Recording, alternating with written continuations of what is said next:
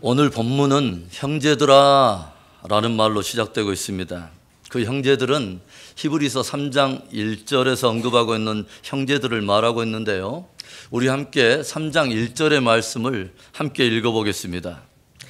그러므로 함께 하늘의 부르심을 받은 거룩한 형제들아, 우리가 믿는 도리의 사도이시며 대제사장이신 예수를 깊이 생각하라.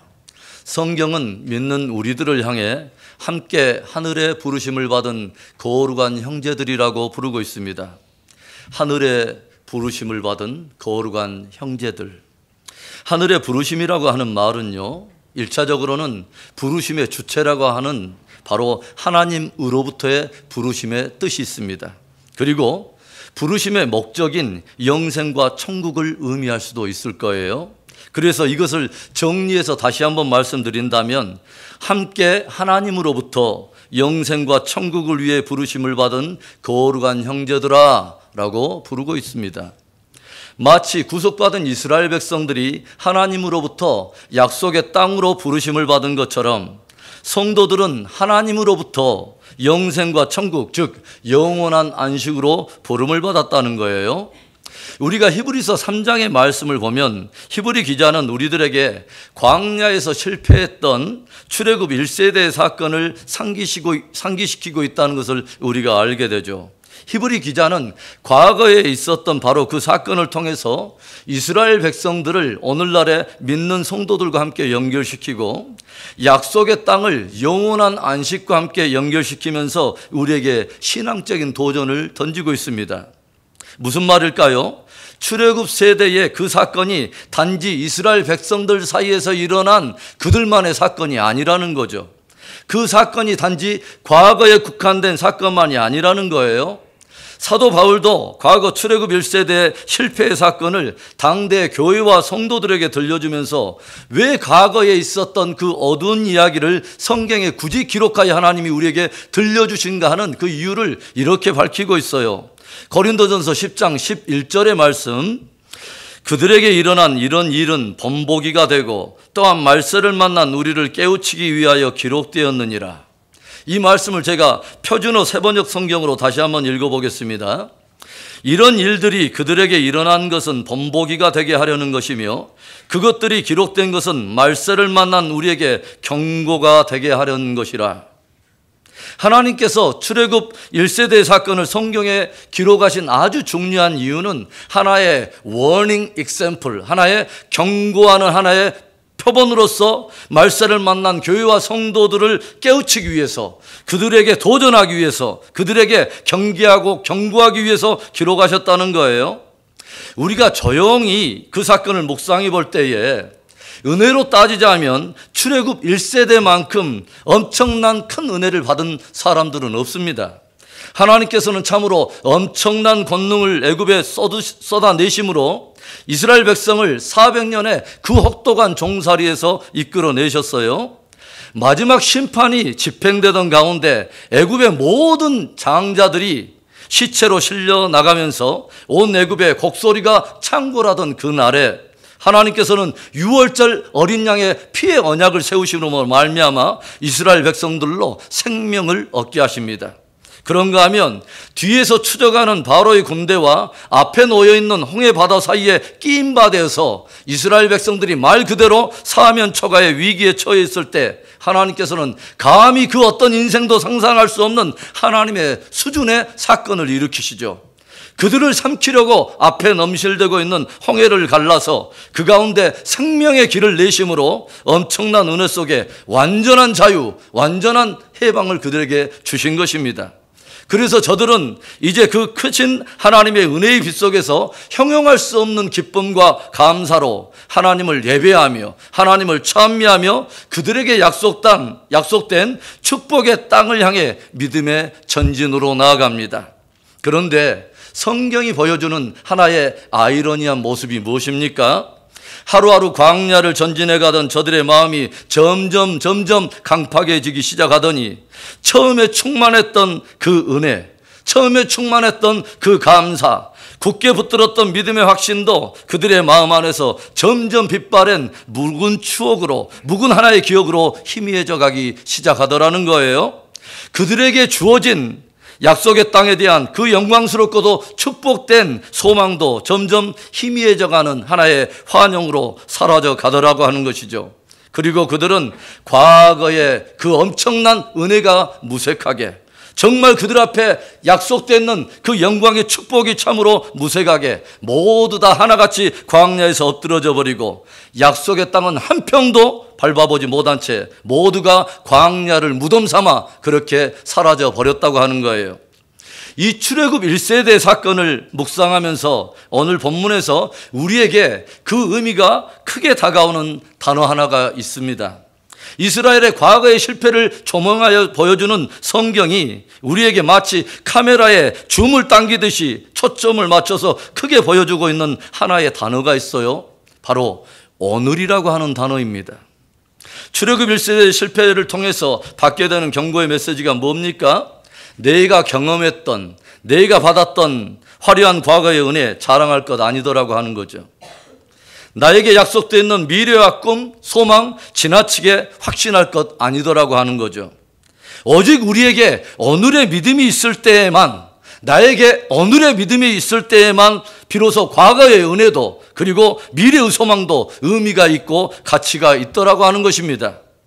그 말은 진실로 과거의 은혜의 빛 속에서 참된 미래의 소망을 바라보고 있는 참 성도라면 참 성도로서 오늘 취해야 될 오늘의 믿음이 있어야 한다고 하는 것이죠. 함께 하늘의 부르심을 받은 거룩한 성도들이 오늘이라 일컫는 동안에 마음에 무게를 두고 해야 할 일, 그것이 무엇일까요? 첫째로는 살아계신 하나님께 꼭 붙어 있는 것입니다. 12절의 말씀을 봅니다. 형제들아, 너희는 삼가 혹 너희 중에 누가 믿지 아니하는 악한 마음을 품고 살아계신 하나님에게서 떨어질까 조심할 것이요. 세상 사람들은요, 나름 세상의 기준을 가지고 선과 악을 정의해요. 사람들은 자기 나름대로의 기준을 가지고 성공과 실패를 가늠하고 판단합니다. 그렇다면 하나님의 백성들에게 있어서 선과 악의 기준은 무엇입니까? 저와 여러분에게 성공과 실패의 기준은 무엇입니까? 하나님을 향한 믿음입니다. 방금 읽었던 12절을 보면 너희는 삼가 혹 너희 중에 누가 믿지 아니하는 악한 마음을 품고서 살아계신 하나님에게서 떨어질까 조심하라 들려줘요. 믿지 아니하는 악한 마음이라고 언급하고 있어요. 성경은 믿지 않는 것을 악하다고 선언하고 있는 것입니다. 악한 것은 다른 것이 아니라 하나님과 그분의 말씀을 믿지 않는 것이 악이라는 거예요. 여러분, 사람들이 하나님을 믿지 않는 악한 마음을 갖게 되면 어떻게 반응하게 될까요? 하나님에게서 점점 뒤돌아서겠지요. 하나님에게서 점점 멀어져 가면서 마침내 하나님에게서 떨어져 나가는 것입니다. 그렇다면 하나님에게서 떨어져 나간다는 것, 하나님에게서 점점 멀어진다는 것은 무엇을 의미하며 그것은 어떤 결과를 가져오게 될까요? 하나님에게서 떨어져 나가는 것, 뒤돌아선다는 것은요, 궁극적으로 하나님을 거부하고 내가 주인 되겠다고 하는 것입니다. 하나님의 하나님 되심, 하나님의 주권, 그것을 거부하고 그분이 들려주는 진리의 표준을 다 버리고 이제는 내가 주인이 되고 내가 기준이 되어서 나를 위해서 살겠다는 것입니다. 그렇다면 그렇게 하나님으로부터 뒤돌아서고 그분에게서 떨어져 나간다면 어떤 결과가 찾아올까요? 어떤 결과가 우리의 몫이 될까요? 하나님은 생명이십니다, 여러분. 그러면 생명이신 하나님께로부터 떨어져 나간다는 것은 무엇이 되는 거죠? 그 자체가 죽음이 되고 사망이 되는 것이죠. 하나님은 빛이십니다. 그런데 빛이신 하나님으로부터 뒤돌아선다는 것, 그것이 바로 어둠이요 흑암인 것이죠. 하나님은 복의 근원이세요. 그런데 하나님으로부터 떨어져 나간다면 그 자체가 저주의 시작인 것이죠.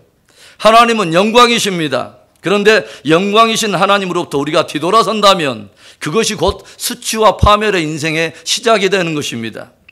물이 가득 저장되어 있는 수원지에서 파이프를 통해서 각 가정마다 물이 공급되죠.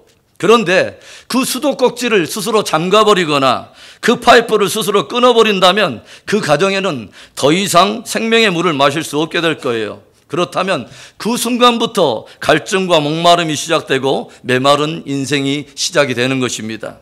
예수님께서 무엇을 우리에게 들려주십니까? 나는 포도나무요 너희는 가지니 가지가 나무를 떠나서는 어떤 열매도 맺지 못하고 버리워지는 것처럼 너희가 나를 떠나서 스스로 아무것도 할 수 없느니라.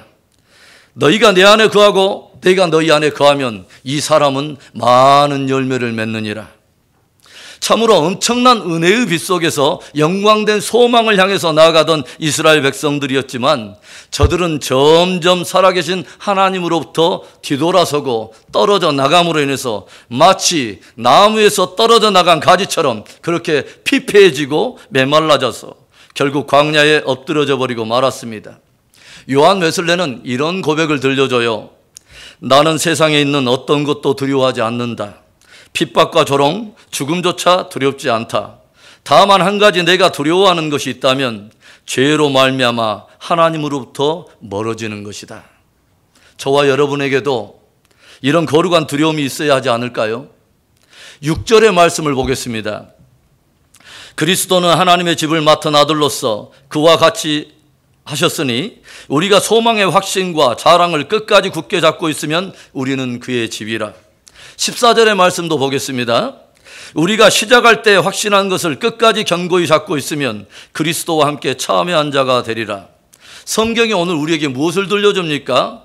시작할 때 확신했던 것을 끝까지 견고히 잡으라는 거죠. 그뿐만 아니라 소망하고 확신하고 자랑하는 것을 끝까지 굳게 잡아야 된다는 거예요. 그렇게 끝까지 굳게 잡고 견고히 잡고 있어야 비로소 그의 집이 되며 그리스도와 함께 참여한 자가 되리라 라고 들려주고 있는 것이죠. 여기에서 굳게 잡는다에 해당하는 카타코라고 하는 이 단어는 힘껏 막아내다 또는 애써 지키다 라고 하는 뜻을 가지고 있어요. 가만히 있으니까 저절로 잡히는 것이 아니다라는 거죠. 시간이 흘러가니까 저절로 손에 잡히는 것이 아니더라는 거예요. 시작할 때 우리가 확신했던 것, 그리고 끝에 나타날 영광을 소망으로 붙들었던 그 모든 것을 끝까지 굳게 지키려면 힘껏 막아내고 애써서 지켜야 된다고 하는 거죠. 그 말은 우리들로 하여금 그것을 굳게 붙잡지 못하도록 하는 어떤 죄의 유혹이 있고 장애물들이 있고 어떤 방해 세력이 있다는 것을 말하는 거죠. 그래서 힘껏 그것들을 막아내고 애써 지켜야 우리가 끝까지 견고히 잡을 수 있다는 거예요. 오늘 말씀을 보면 시작이라고 하는 단어가 나오고 끝이라고 하는 단어가 나와요. 그렇다면 여러분, 시작과 끝 사이에는 무엇이 있을까요? 시작과 끝 사이에는 뭐가 있습니까? 과가 있다고요? 시작과 끝 사이에는 오늘이라 일컫는 매일이 있습니다. 우리가 확신한 것을 붙들어야 될 날, 우리가 소망하는 것들을 붙들어야 할 날이 다름이 아닌 바로 오늘인 것입니다. 출애굽 1세대의 실패는 다른 게 아니에요. 바로 오늘의 경건에 실패한 것입니다. 오늘 막아야 할 것을 막아내지 못하고 애써 지켜야 될 것을 지키지 못함으로 오늘의 경건이 희미해지기 시작하면서 과거에 붙들었던 은혜도 희미해지기 시작하고 또 미래의 소망도 점점 희미해졌다고 하는 것입니다. 사랑하는 성도 여러분, 과거의 은혜, 미래의 소망, 나에게 오늘의 믿음이 있을 때에만 비로소 가치가 있고 의미도 있는 것입니다. 바로 오늘, 저와 여러분의 믿음은 바로 오늘의 믿음이어야 합니다.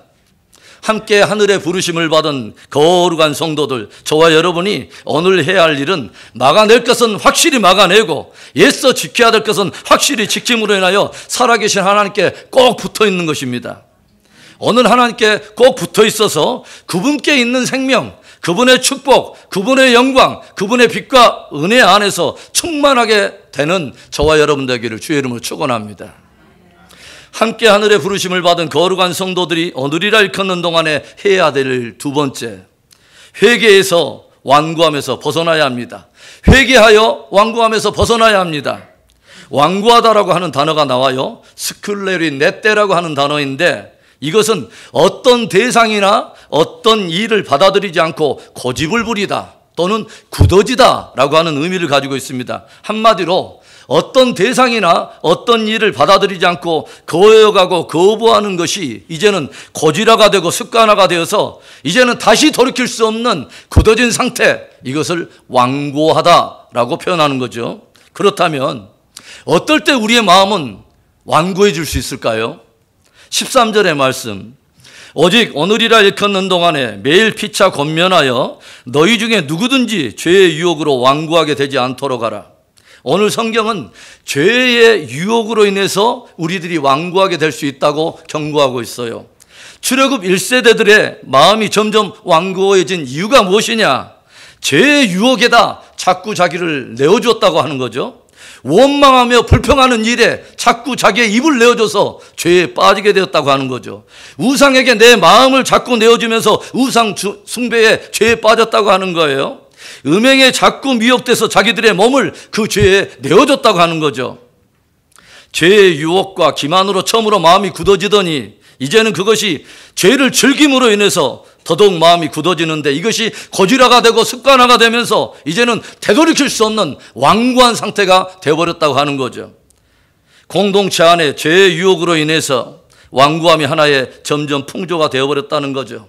날이 가면서 자연스러운 습관이 되고 일상이 되어가고 또 날이 가면서 한 사람에게서만 끝나는 것이 아니라 완고함이 전염되고 퍼지면서 이스라엘 공동체의 자연스러운 풍조로 자리를 잡아버렸다는 거죠. 무엇을 의미하는 거죠, 여러분? 이스라엘 가운데 죄의 유혹에 대해 민감한 사람이나 그 위기를 감지하는 사람이 현저하게 사라져버렸다는 것이죠. 공동체를 죄로부터 막으려 하는 사람들이 점점 사라져버렸다는 거예요. 그래서 이 죄의 유혹으로부터 완고하게 되지 않으려면 우리가 오늘 해야 할 일이 무엇이냐? 그것은 먼저는 나의 경건을 정말 진지하게 돌아볼 뿐만 아니라 서로 피차에 권면하여 죄의 유혹에 완고해지지 않도록 서로를 경계해줘야 된다고 하는 거죠. 우리 각자에게는 구성원으로서 서로 권면하여 가정의 건강한 신앙, 공동체의 건강한 영성을 지켜야 될 책임성이 있다고 하는 것입니다. 또 어떨 때 우리의 마음이 완고해질까요? 15절의 말씀, 성경에 일렀으되 오늘 너희가 그의 음성을 듣거든 경노하시게 하던 것 같이 너희 마음을 완고하게 하지 말라. 사람이 또 완고해지는 것은 어떨 때이냐? 주의 음성을 듣고도 계속 거부하고 거역하고 불순종하는 거예요. 계속해서 말씀하셔도 계속해서 어떤 영적 사인을 주시는데도 귀를 막는 거죠. 그것을 마음에서 밀어내는 거죠. 거역하고 불순종하는 것이죠. 그래서 이제는 거역하고 거부하고 불순종하는 것이 아예 고질화되고 습관화되면서 마음이 강팍하고 굳어져 완고하게 된 것입니다. 여러분, 회개하지 않고 마음이 완고해지는 것이 얼마나 무서운 일인지 모릅니다. 왜 바로가 결국 하나님의 심판을 받게 되었을까요? 모세와 아론을 통해서 계속 하나님은 말씀하셨어요. 엄청난 수준의 표적과 권능의 사인들을 주님이 다 베풀어 주면서 보게 했습니다. 그런데도 조금만 숨통이 터지면 또 마음을 강팍하게 하면서 회개하지 않는 것이죠. 진정한 회개가 없으니까 진정한 돌이킴도 없는 거죠. 뼈저린 눈물의 회개가 없으니까 진정으로 돌이키지 않아요. 그런데 바로 그 일이 이제는 하나님 없는 이방 세력이 아니라 과거 출애굽 1세대 가운데 이런 분위기가 무르익고 있었다고 하는 것입니다. 그 완고함 때문에 저들은 모두 광야에 엎드러지고 말았다는 거예요. 그런데 바로 그 일을 성경에 기록하신 그 이유가 말세를 당한 저와 여러분을 경계하기 위해서 성경에 기록해 두었다고 하는 것입니다. 요한계시록은 역사의 마지막 주님의 재림을 둘러싸고 일어나게 될 여러 가지 사건들을 기록하고 있는 애언서입니다. 그런데 계시록에 보면요, 역사의 마지막에 일곱 나팔이 불려지고 그것도 마지막 나팔, 일곱 번째 나팔이 불려지면서 일곱 대접의 심판이 부어지는데 그 최후의 심판이 집행되는 가운데서도 그 마지막 순간까지도 정말 무섭고 두려운 사람들의 모습을 우리에게 보여줘요. 요한계시록 16장 8절과 9절의 말씀, 넷째 천사가 그 대접을 해 쏟음에 해가 권세를 받아 불로 사람을 태우니 사람들이 크게 태움에 태워진지라. 이 재앙들을 행하는 권세를 가지신 하나님의 이름을 비방하며 또 회개하지 아니하고 주께 영광을 돌리지 아니하더라. 이어지는 10절과 11절의 말씀, 또 다섯째 천사가 그 대접을 짐승의 왕자에 쏟으니 그 나라가 곧 어두워지며 사람들이 아파서 자기 혀를 깨물고 아픈 것과 종기로 말미암아 하늘의 하나님을 비방하고 그들의 행위를 회개하지 아니하더라. 역사의 마지막 심판이 집행되고 마지막 회개의 기회가 주어지는 그 순간까지도 고통을 당하여 혀를 깨물면서도 완고하여 절대로 회개하지 않는 정말 무서운 사람들이 있더라고 하는 거죠. 끝까지 마음을 완고하게 함으로써 스스로 구원의 기회를 밀어내버리고 거부하고 심판을 자초하는 정말 사람들의 두려운 모습이 그려져 있다고 하는 거죠. 여러분, 그런데 여러분 그거 아십니까? 그들은요, 그때 갑자기 한순간에 완고해진 것이 아닙니다. 매일의 완고함의 습관이 거질화되고 굳어진 거예요. 오늘이라 일컫는 바로 그 오늘의 완고함이 쌓이고 쌓여서 굳어짐으로 되돌이킬 수 없는 상태가 되어버렸다고 하는 거죠. 사랑하는 성도 여러분, 오늘이라고 하는 하루는 모든 사람들에게 주어진 선물이면서 기회일 것입니다. 어떤 기회요? 완고함에서 돌이켜 회개할 수 있는 기회 말입니다. 오늘이라고 하는 하루, 죄의 유혹으로 완고해짐을 면하고 주의 음성에 강팍하게 행하는 완고함에서 벗어나 회개의 열매를 맺는 진짜 복 있는 여러분 될 수 있기를 주의 이름으로 축원합니다. 하늘의 부르심을 받은 거룩한 성도들이 오늘이라 일컫는 동안에 해야 할 일이 무엇입니까? 마지막 세 번째, 나의 믿음을 확증하고 순종의 열매를 맺어야 합니다. 바울은 우리들에게 너희가 스스로 믿음에 서 있는가 확증하라 라고 도전하고 있어요. 고린도후서 13장 5절의 말씀 우리 함께 읽습니다. 너희는 믿음 안에 있는가? 너희 자신을 시험하고 너희 자신을 확증하라. 예수 그리스도께서 너희 안에 계신 줄을 너희가 스스로 알지 못하느냐? 그렇지 않으면 너희는 버림받은 자니라. 여러분, 오늘 내가 믿음 안에 있는가? 믿음 위에 서 있는가를 어떻게 확증할 수 있죠? 어떻게 확증할 수 있습니까? 나에게 순종의 열매가 있는가를 점검해 보면 알 수 있습니다. 왜냐하면 성경은 참 믿음을 순종과 연결시키고 있기 때문이죠. 18절과 19절의 말씀, 또 하나님이 누구에게 맹세하사 그의 안식에 들어오지 못하리라 하셨느냐? 곧 순종하지 아니하던 자들에게가 아니냐? 이로 보건대 그들이 믿지 아니함으로 능히 들어가지 못한 것이라. 무슨 말입니까? 저들이 순종하지 않아서 불순종했기 때문에 안식에 들어가지 못하게 되었다는 거예요. 저들이 순종하지 않은 것은 결국 그들이 믿지 않았기 때문에 순종하지 않은 것이요, 그 불순종으로 인해서 저들은 안식에 들어가지 못했다는 것입니다. 그래서 저들이 불순종해서 안식에 들어가지 못하게 된 것은 저들이 하나님과 하나님의 약속을 믿지 않았기 때문에 불순종하게 되었고, 그 불순종으로 인해서 그 땅에 들어가지 못했다라고 들려주는 거죠. 성경은 믿음과 순종을 하나로 해석하고 있다는 것을 여러분 깊이 기억해야 합니다. 성경 전체가 통으로 우리에게 들려주는 최고의 핵심적인 메시지 중에 하나는 뭐냐? 참된 믿음은 참된 순종이다 라고 하는 것을 우리에게 가르쳐 주는 거예요. 성경은요, 믿음이라고 하는 것을 절대로 그냥 고개를 한번 끄덕이는 정도의 동의의 수준이라든가 관념놀이의 수준으로 포장하려는 것을 허락하지 않습니다. 행함이 없는 믿음, 순종이 없는 믿음은 곧 죽은 것이다. 그런 믿음이 매우 위험한 것이다. 이스라엘 백성들이 안식에 들어가지 못한 결정적인 이유가 바로 그들의 허탄한 그 믿음 때문이었다라고 경고하고 있는 것입니다. 오늘 이 말씀이 진실로 하나님의 말씀일진데, 과거 이스라엘의 실패를 통해서 성경이 오늘 말세를 만난 저와 여러분에게 던지는 경고가 무엇입니까? 순종이 없는 믿음, 공허하고 허탄한 믿음으로 안식에 들어갈 수 있다고 하는 그 생각하는 것만큼 위험한 착각은 없다라는 것입니다. 성경에 그런 황당한 믿음은 없다는 거예요. 제가 왜 이 말씀을 계속 강조해서 여러분에게 반복하여 함께 나누고 있습니까? 놀랍게도, 그리고 또 두렵게도 현대 기독교와 현대 성도들 안에 많은 사람들이 바로 이 허탄한 믿음을 가지고 있는 것이 감지되기 때문에 그렇습니다. 더 놀라운 것은 그 허탄한 믿음의 확신까지 가지고 있어요. 따라서 한번 해봅시다. 순종 없는 믿음은 죽은 것이다. 순종 없는 믿음은 안식에 들어가지 못한다. 제 말 아닙니다. 오늘 성경의 말씀입니다. 야고보는 그 허탄한 믿음에 대해서 그것을 귀신 같은 믿음이라고 일축해버려요.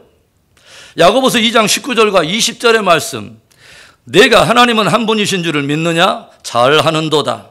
귀신들도 믿고 떠느니라. 아, 허탄한 사람아, 행함이 없는 믿음이 헛것인 줄을 알고자 하느냐? 야고보가 지금 허탄한 믿음이라, 공허한 믿음이라 질책하고 있는 이 대상은 어떤 사람을 말하는 것입니까? 적어도 하나님을 믿는다고 말하는 사람입니다. 하나님이 한 분이신 것을 믿는다고 말하는 사람이에요.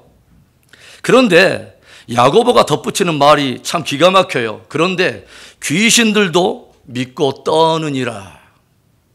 그러니까 귀신들에게도 믿음이 있다는 거죠. 귀신들도 안다는 거예요. 무엇을 알고 있냐면 하나님이 계신다고 하는 것과 그 하나님이 한 분이라고 하는 것은 귀신들이 알기 때문에 믿고 떤다는 거예요. 예수님께서 어느 날 회당에 들어가 말씀을 전하시는데 하나님을 섬겨온 유대인들조차도 예수님이 누구신가를 모르시는데, 심지어는 예수님을 가까이 섬겼던 제자들도 예수님이 누구인가를 정확히 모르는 그때에 예수님이 누구인가를 알아보는 놀라운 존재들이 있었어요. 누구죠? 귀신들이죠. 귀신 들린 자 안에서 귀신이 소리쳐요. 당신은 지극히 높으신 자의 아들입니다. 놀랍지 않아요, 여러분? 정말 귀신 곡할 믿음입니다. 그런데요, 귀신들은 예수님이 누구신가를 알았어요. 고백했어요. 믿고 떨었어요. 그런데 놀랍게도 그분을 따르진 않아요. 놀랍게 고백했어요. 믿고 떨었어요. 그런데 그분께 순종하지는 않아요. 아는 대로 행하지 않아요. 그런데 행함이 없는 사람의 믿음이 그와 같다는 거예요. 오늘이라고 하는 하루 나의 믿음을 간검하고 내가 믿음에 있는가를 확증하는 여러분 될 수 있기를 바라요. 나의 믿음에 순종의 열매가 있는가를 간검해보고 돌이켜 순종의 열매를 맺는 참 믿음, 산 믿음이 있기를 주의 이름으로 축원합니다. 사랑하는 성도 여러분, 오늘이라고 하는 하루에 저와 여러분이 결정한 선택들은 그것이 모여서 습관을 이뤄내고 그 습관들이 모여서 저와 여러분의 삶을 만들어낼 거예요. 그리고 어느 날인가는 저와 여러분의 그 삶의 습관의 결집체인 그 삶을 가지고 주님 앞에 회개할 날이 있을 거예요. 과거의 은혜 크게 자랑할 일 아닙니다. 미래의 꿈 크게 자랑할 일 아닙니다. 오직 오늘이라 일컫는 매일 살아계신 하나님께 꼭 붙어 있어야 합니다. 아직 오늘이라 일컫는 날이 나에게 있는 동안에 회개하여 완고함에서 벗어나야 합니다. 그리고 오늘 나의 믿음을 간검하고 순종의 열매를 맺어야 하는 거예요. 저와 여러분에게 바로 그 오늘의 믿음이 있어서 함께 하늘의 부르심을 받은 거룩한 성도로서 마침내 주께서 부르신 영원한 안식에 들어가는 축복이 저와 여러분에게 있기를 주의 이름으로 축원합니다.